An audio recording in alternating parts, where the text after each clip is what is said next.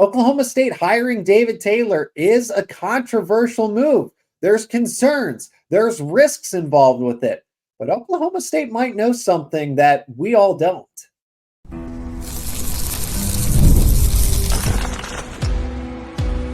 You are Locked On Nittany Lions, your daily podcast on the Penn State Nittany Lions. Part of the Locked On Podcast Network, your team every day. Oklahoma State doesn't make a move like this unless they think they can be a wrestling dynasty just like Penn State. This is a Locked On crossover featuring Locked On Nittany Lions and Locked On Oklahoma State. I'm one of the co-hosts today, Zach Seyko, and joined by Cody Stovall of Locked On Oklahoma State, Locked On Pokes. Cody, I mean, this is a historic move for Oklahoma State to now kind of shift the paradigm, maybe over college wrestling. And it's also historic because this, I think, is the first wrestling Locked On crossover ever. So we got plenty to cover, but I think the first big thing we should start with is the dynasty. Is this a threat to the dynasty, right? You're taking somebody that's been a part of that Penn State culture for a decade plus, and now you're dropping him in a culture that is already enamored with wrestling. There's history behind it,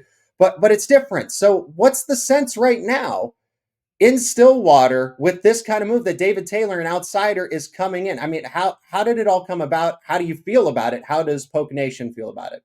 Well, hey, man, thank you very, very much for having me. I greatly appreciate it. And I'll tell you this, it's equal parts extremely exciting, but also slightly perplexing because you're right. This is an outside hire, and Oklahoma State traditionally doesn't really take gambles when it comes to specific sports.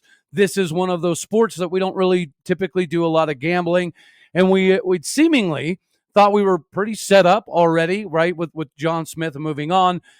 But I'll tell you this, everyone is excited because you're talking about the old guard, the original, the original dynasty founder of what wrestling should be collegiately.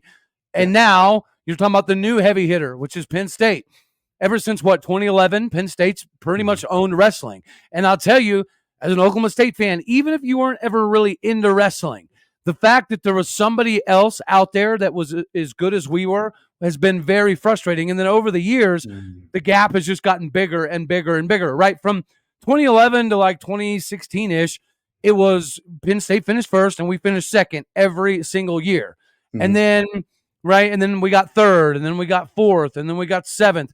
And we've just gotten further and further away from what the expectation is. The expectation in Stillwater is to compete for national titles, not third place, not fourth place, not fifth place. So getting back to where Oklahoma State belongs, yeah, everyone's extremely excited. And there's no doubting that Cael Sanderson's obviously one of the greatest wrestlers, if not the greatest wrestler in the history of the collegiate game. What he's done at Penn State is remarkable. And you know what? We in Big 12 country, we've always been sad that he's at Penn State. We've always wanted him back at Iowa State, if we're being 100% real with you. Yeah. So, we're excited. I know that Oklahoma State was very heavily involved with at least trying to get Casey Cunningham, but he said no. Whoa. So we took another swing, and that leads us to believe that we know what Cael Sanderson is doing up in State College is the new way of wrestling. The old school John Smith way of wrestling, it worked forever and a day. But now it's about scoring points. Now it's about being much more versatile. And David Taylor brings that. So we're excited because it should put us back where we belong, which is right there with Penn State. But it is slightly perplexing. I think from deja vu, right? Cody, if you look at what had happened before, right? Cael Sanderson left his alma mater to build a dynasty up at Penn State. So he went from Big 12 country with the Cyclones to Penn State, and kind of the same thing. David Taylor, Penn State, State College, Central Pennsylvania, you drop him in now in Big 12 country. So it's an inverse of what had happened decades ago with Cael Sanderson ultimately taking over and turning Penn State into what it is now. And I guess that's the idea here, is that David Taylor is a young wrestling coach like Cael Sanderson once was, one of the best to ever do it collegiately, nationally, internationally. And now you put him in Oklahoma State. So they're trying to, copy what you said, like this formula that's been working in modern collegiate wrestling. So I think that Oklahoma State I think they have to be patient, though. I think they have to be patient. If you're expecting Oklahoma State to be, point for point, pound for pound, when they finally get to NCAAs and right there with Penn State, and they're going to split a lot of things, that's not going to happen in 1, 2, 3 years' time. I think you see the turn in 5, 6 years' time. And if you don't, that's when you say, okay, did this move ultimately make sense? Hindsight's always 20/20. But if we're looking at this right now, I want people to understand that this has to be at a minimum a 5-year plan if you're going to try to knock off Penn State's dynasty. But what is Oklahoma State's, idea behind this? We've waited long enough. 5 years is far too long. We understand that there's going to be some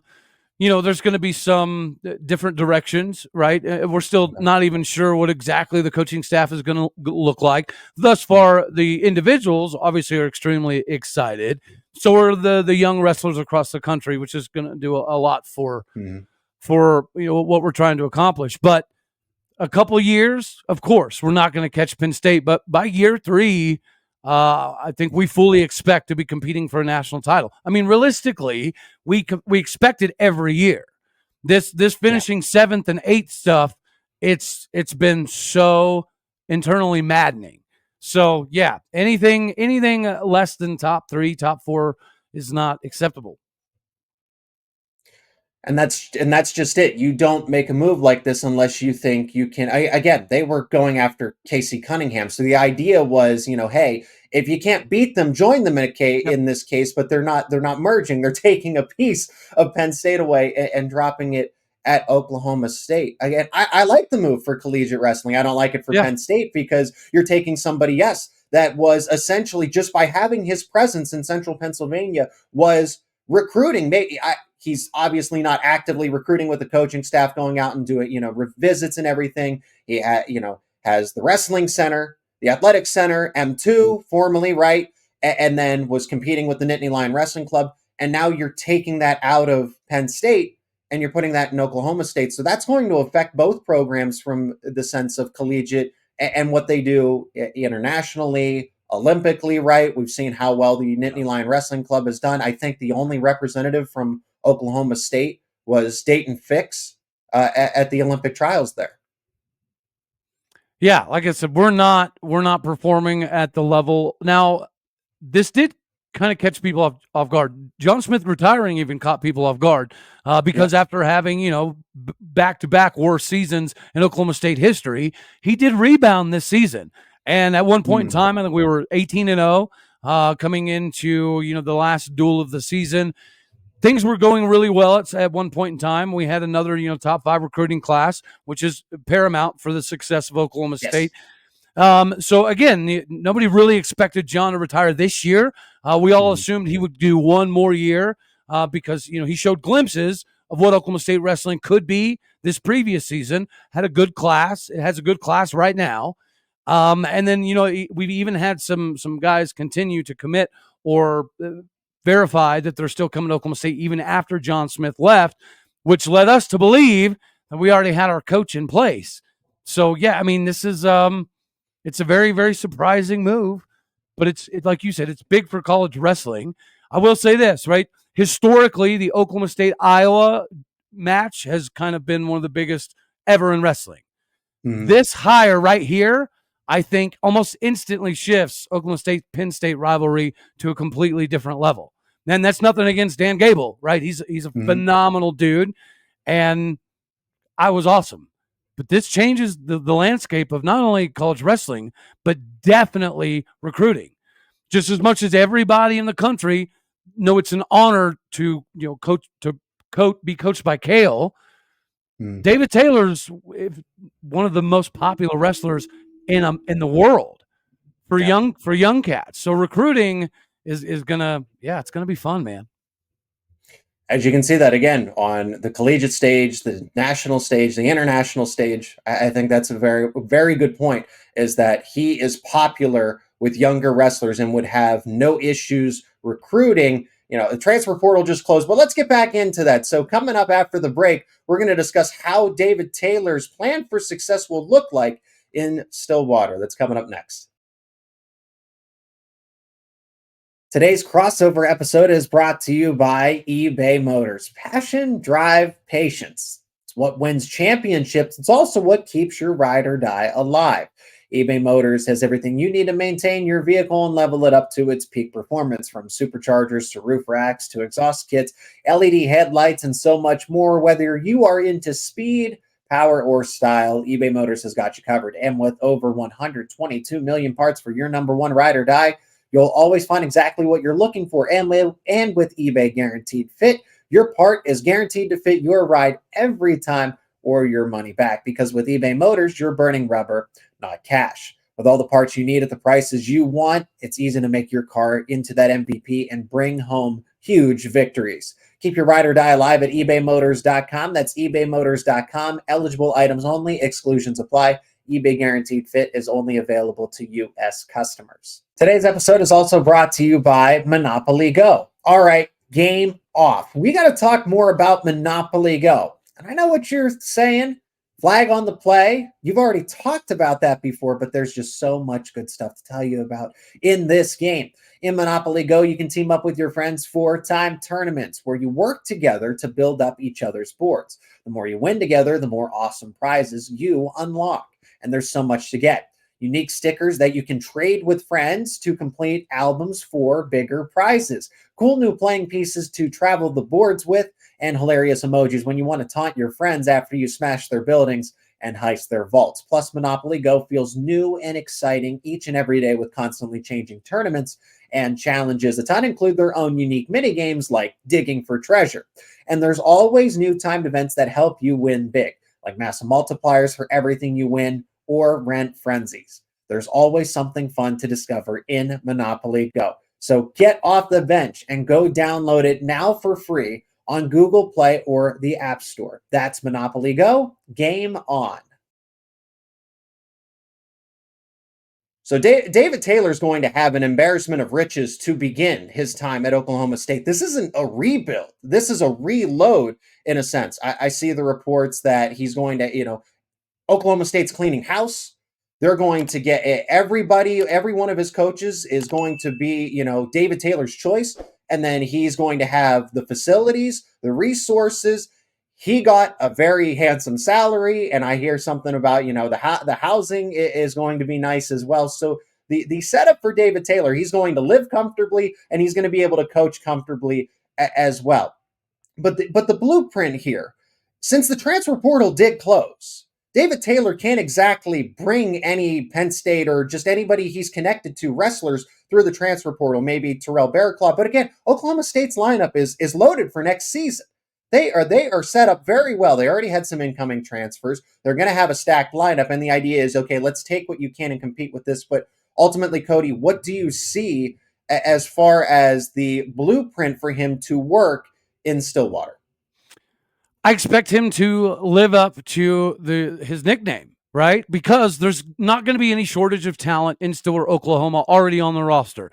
Recruiting for the last couple of years, well, actually, never. We've never had a massive issue in recruiting for wrestling.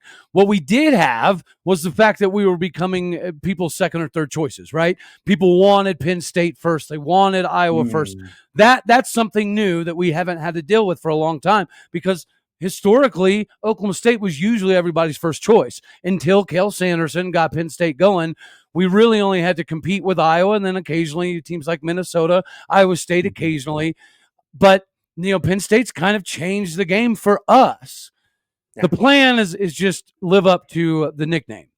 We're not going to have quite the talent that Penn State has. We're not. But we're not going to have, talent that isn't instantaneously top 5 good. We proved this season. Most of the season we were ranked number 2 or 3 in the country. We had a couple injuries and things got wonky the last couple weeks of the season. But before that, it looked like this was going to be another team that couldn't compete for a national title, but could easily compete for a top 3 spot. The wheels kind of fell off. And I think some of that is just, the grind throughout the course of the season. and not having a good game plan for how to score bonus points. We're not a bonus point team. We never have been. But that's changed now because of Cale Sanderson, because of Penn State. So we have the talent. If you combine the tenacity that I think Taylor's going to bring and the ability to I don't know, make crazy moves in the waning seconds of matches, that's to me, that's a successful blueprint. Let's address this. I don't think David Taylor's going to bring any current or even future Penn State wrestlers, guys that are committed to Penn State over the course of 2024, 2025. You may be able to get a transfer or two in next year's cycle, because Penn State's wrestling room is pretty crowded. It's pretty loaded, and at some point, eventually, someone is going to have to transfer out. But then that's ultimately has to do with relationships. I can't sit here and say, oh, David Taylor was best friends with this wrestler as opposed to this wrestler, right? It's tough to say which wrestlers are the most impacted. Levi Haynes is one, but the transfer portal is closed. They can't get anybody immediately that is currently there, that is wrestling, that's a sophomore, junior, senior, that can make a switch for 1 to 2 years. And I think the commits are committed to Cale Sanderson, Cody Sanderson, right? Casey Cunningham. David Taylor was in the mat room. He's in the wrestling room. He wasn't an active coach. So, kind of by proxy, it benefited one another. So take that into account. Where I'm concerned is taking wrestlers out of the other wrestlers like David Taylor with him to Stillwater. So the rumor is Kyle Dake, right? Would Jason Nolf consider something like this? Thomas Gilman, all these guys that have been on the Olympic circuit, the international circuit, and have done very, very well. That's when it's like, okay, David Taylor's just one, but then you add another, and then you add another, and then you add another. And David Taylor's very popular among young wrestlers that are coming up through the college ranks. So is Kyle Dake. So an all-star staff like that would certainly be a home run for Oklahoma State if David Taylor can ultimately put it together. Yeah, it's amazing just the pull that he already has because of the name that he carries. But, I'll be honest with you, Coleman Scott is hanging out. And Coleman Scott was, an individual who was an assistant in North Carolina. He was also a national champion at Oklahoma State, 4-time All-American, won a bronze medal in the Olympics. So not quite anywhere near quite what David Taylor was able to do, but he's still an extremely accomplished wrestler. And he's a Cowboy that took over North Carolina after being an assistant there. He was an assistant for one of North Carolina's, I think, their only 5-time All-American they've ever had in school history, a unanimous All-American and national champion last year. So for him to leave a very lucrative and well-paying job as the head coach at North Carolina to come be an assistant for John Smith last season. That's crazy. Most of us thought that, okay, this is the writing on the wall. Obviously, Coleman Scott's going to take over for John Smith. So when John Smith retired, we all thought, well, okay, it's a year earlier than we anticipated, but it's fine because we have Coleman Scott. And then you mentioned some of the transfers were coming in. The transfers that came in knew that John Smith wasn't going to be the guy even before he announced it. So they were all very happy with Coleman Scott. And now you're hearing some of the all-star cast that David Taylor could potentially bring in. And I'll tell you, as Oklahoma State fans, we are all wondering the same thing. Well, where does this put Coleman Scott? Because he's a Cowboy, and he's very, very, very decorated and has phenomenal relationships and was part of this last recruiting class. And he was part of this last season that led us to a beginning of an 18-0 run.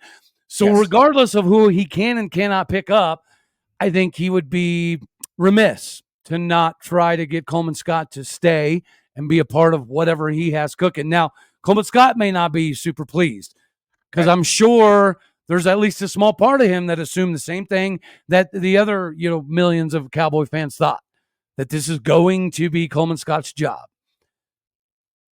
But of course, I do love Chad Weiberg's comments, right? Oklahoma State wrestling is top-notch. So we are going to go top-notch fishing. It's one of the few sports where we can do that, right? Football, we could never go get a Nick Saban. But in wrestling, we do carry enough weight that that's a possibility. So, I don't know. It's a bold move, Chad Weiberg, but it should pan out. Well, and that's just it. And something that I've been interested in, because the only drawback or the criticisms that I've immediately seen from people, whether they're Oklahoma State faithful or just wrestling fans and spectators in general, is that David Taylor doesn't fit in. Scott, that's where he had the advantage, is that culturally he understands. He understands the power dynamics.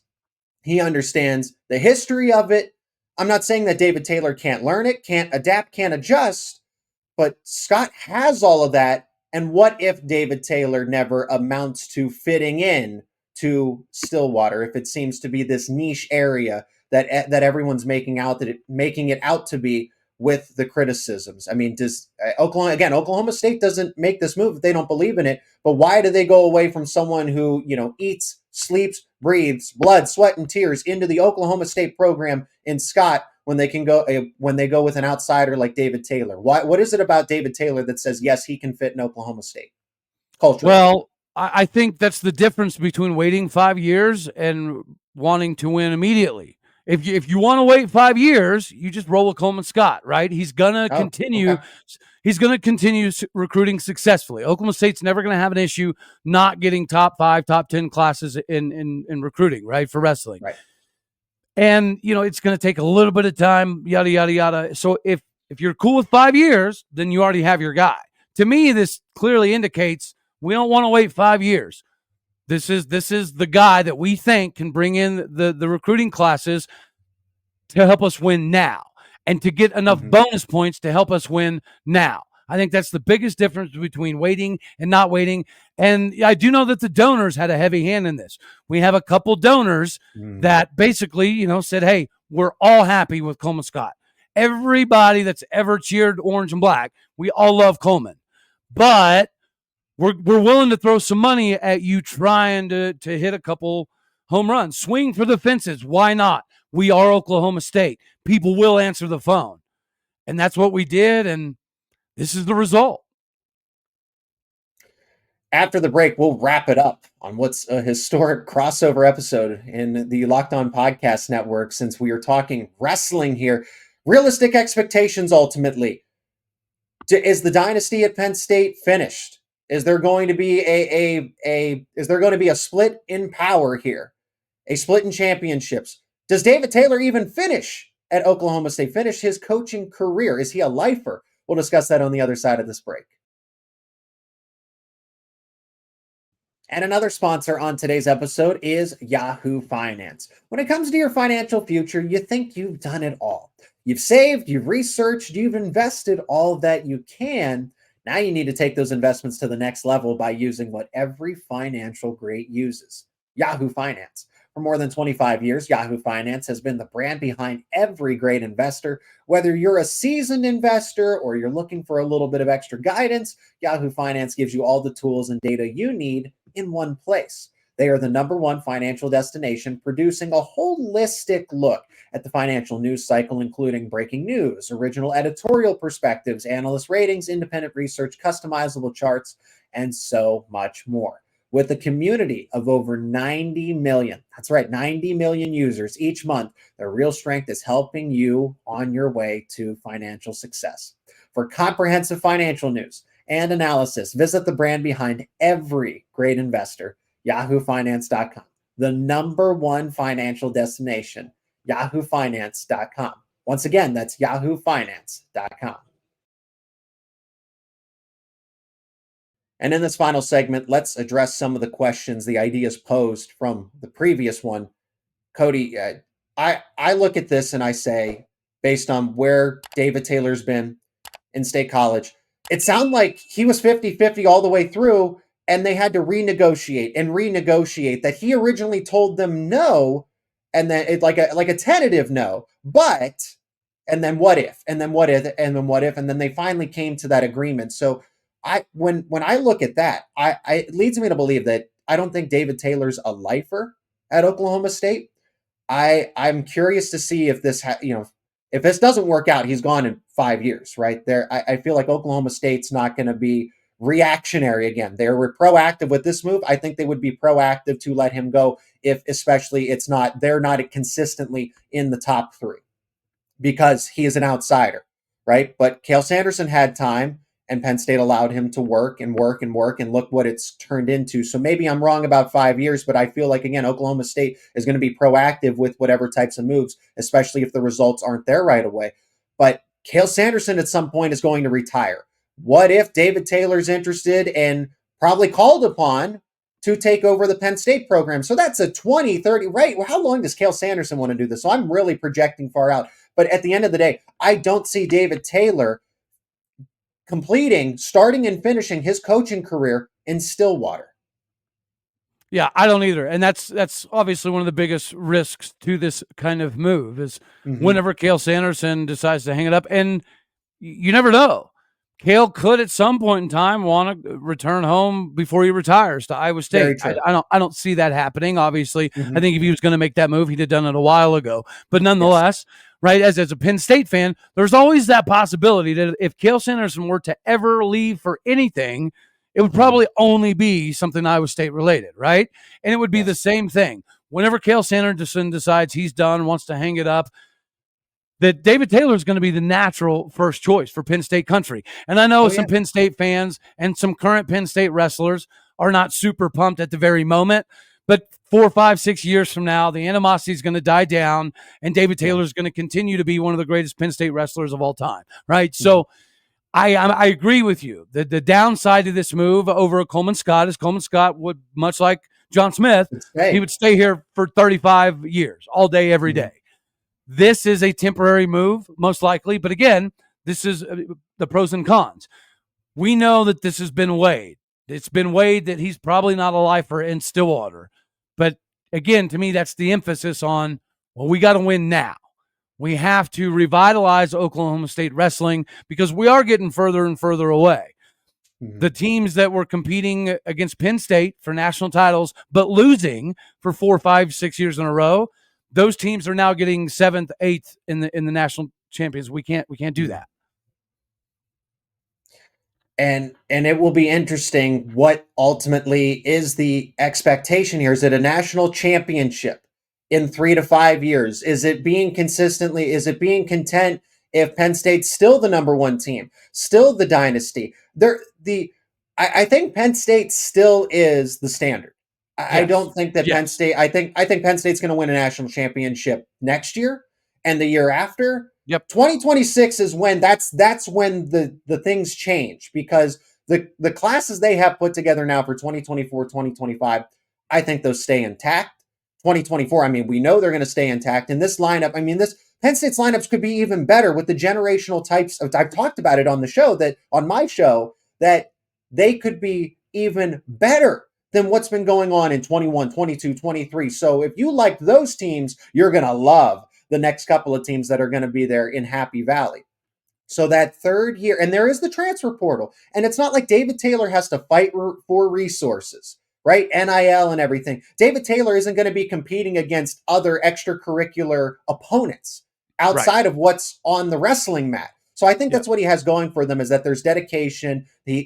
Everybody's united. It's a united front, same way it is with Penn State wrestling. Oklahoma State's going to be the same way. But Penn State's going to be the standard for the next 2-3 years, and then that's when, okay, is the dynasty going to crumble a little bit? And it's hard to say that it is, because there's such a gap. Cody, you saw the standings at NCAA's, how far everybody else was behind Penn State, the points record that was reset this past season, and I think it could be reset again in just a year's time by that same Penn State wrestling team. So ultimately, if Oklahoma State doesn't win a championship in 5 years, is that a cause for concern, or is there something else that David Taylor needs to do in order to say, yes, let's continue to go the route that we're going? If we don't have a national championship in the next 5 years, in my opinion, something went dramatically wrong. So I agree with you completely. Next season, nobody really has a chance. It's Penn State's game unless you guys find a way to trip and fall on your face repeatedly, right? The next year, probably much of the same. I think what Oklahoma State fans are looking for is there's no massive disillusionment, right? There's nobody out here saying this hire means we can win a national title next season. No, but what it does say is we expect to be number 2 very, very quickly. Maybe not next year, but the following season, 2026, we should be the next team, and there'd be a fairly clear distinction. There would be Penn State, Oklahoma State, then everybody else. Right now, it's Penn State, a couple others, basically everybody else. There's not a clear, distinct, we're going to be number 2 all the time. Maybe sometimes Ohio State, maybe sometimes Iowa, you know what I mean? Yeah. There's not a clear distinction between, one team, 2 teams, and everybody else. It's Penn State, and then everybody else is playing catch up. Cody, this was a lot of fun. Not only is this a historic move and good for the sport of collegiate wrestling, because it's not exhausting over here when you're a Penn State, when you're a Penn State Nittany Lions talk show, when you're a Penn State Nittany Lions fan. But for collegiate wrestling, this is great for the sport. Creates, like you said, there's animosity. There's another potential rival that could be between, on the national level here, even though Penn State's in the Big Ten and Oklahoma State's in the Big 12, and who knows what's going to happen with college athletics in the future. But this was a historic show, a wrestling crossover on the college channels here. Go check out Locked On Oklahoma State on YouTube, wherever you get your podcast. Same thing for Locked On Nittany Lions. Cody, I'm glad we could get to do this. Thanks so much for the time. And we'll see, Penn State and Oklahoma State wrestle. Who's to say we can't do this again and preview that? But thank you so much. I love it, man, and I can't wait. Yeah, I think this is something brewing for the sport of wrestling that can do nothing but benefit everybody. Cody, this was a lot of fun. Not only is this a historic move and good for the sport of collegiate wrestling, because it's not exhausting over here when you're a Penn State, when you're a Penn State Nittany Lions talk show, when you're a Penn State Nittany Lions fan. But for collegiate wrestling, this is great for the sport. Creates, like you said, there's animosity. There's another potential rival that could be between, on the national level here, even though Penn State's in the Big Ten and Oklahoma State's in the Big 12, and who knows what's going to happen with college athletics in the future. But this was a historic show, a wrestling crossover on the college channels here.